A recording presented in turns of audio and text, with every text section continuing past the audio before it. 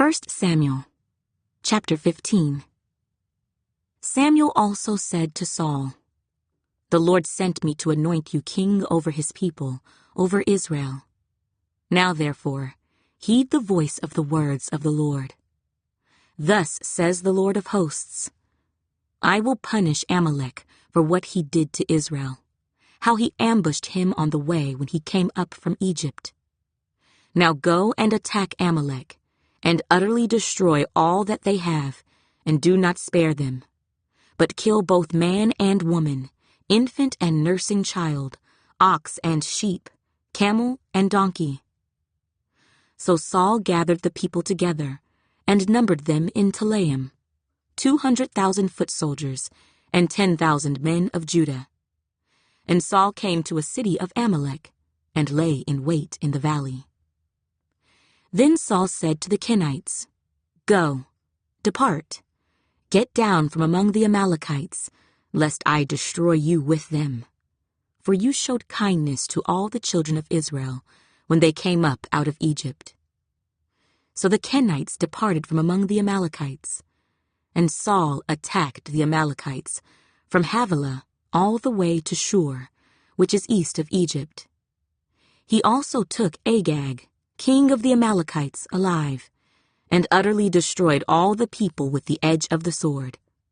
But Saul and the people spared Agag, and the best of the sheep, the oxen, the fatlings, the lambs, and all that was good, and were unwilling to utterly destroy them. But everything despised and worthless, that they utterly destroyed. Now the word of the Lord came to Samuel, saying, "I greatly regret that I have set up Saul as king, for he has turned back from following me, and has not performed my commandments." And it grieved Samuel, and he cried out to the Lord all night.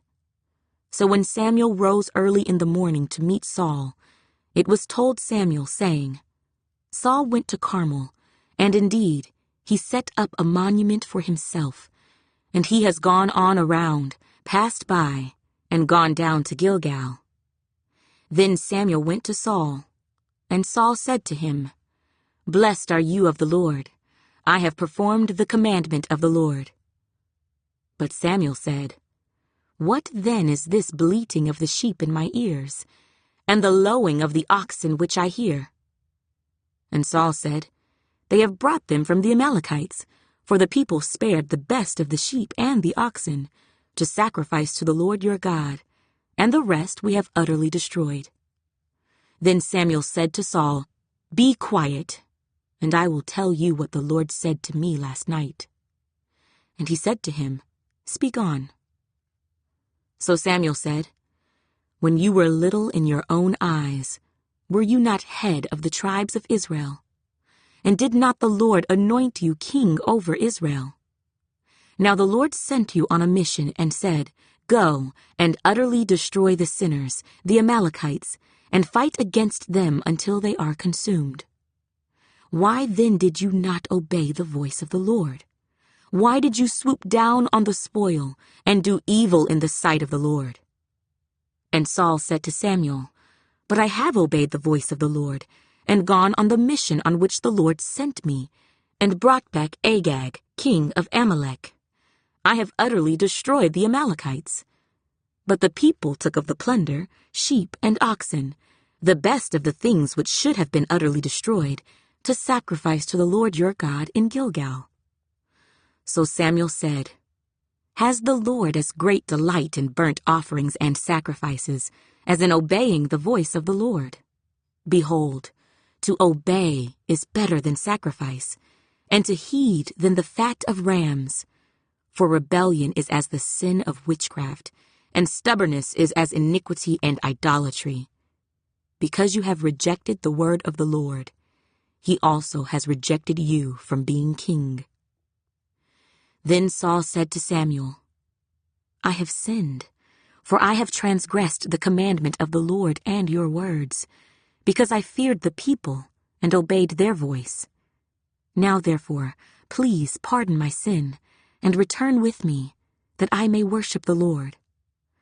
But Samuel said to Saul, "I will not return with you, For you have rejected the word of the Lord, and the Lord has rejected you from being king over Israel."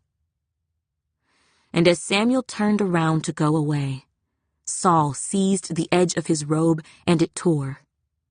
So Samuel said to him, "The Lord has torn the kingdom of Israel from you today, and has given it to a neighbor of yours, who is better than you. And also the strength of Israel will not lie nor relent, for he is not a man that he should relent." Then he said, "I have sinned. Yet honor me now, please, before the elders of my people and before Israel, and return with me, that I may worship the Lord your God." So Samuel turned back after Saul, and Saul worshipped the Lord.